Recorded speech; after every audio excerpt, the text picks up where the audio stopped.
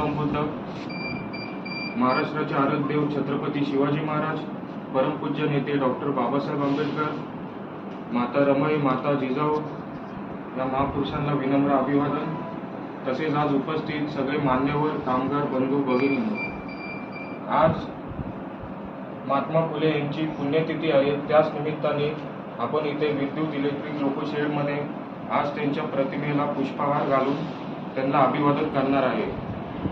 तर सांगायचं गेलं की महात्मा फुले यांचा जन्म 1927 साली झाला आणि त्यांचं कार्य खूपच मोठं आहे. सगळ्यात पहिली जी स्त्री लोकांना शिक्षणाचा अधिकार दिला तो महात्मा फुलेंनी, आणि पहिली स्त्री म्हणून त्यांचीच पत्नी सावित्रीबाई फुले हिला तो मान भेटला आणि त्यांनी तो कार्य पुढे चालू केलं.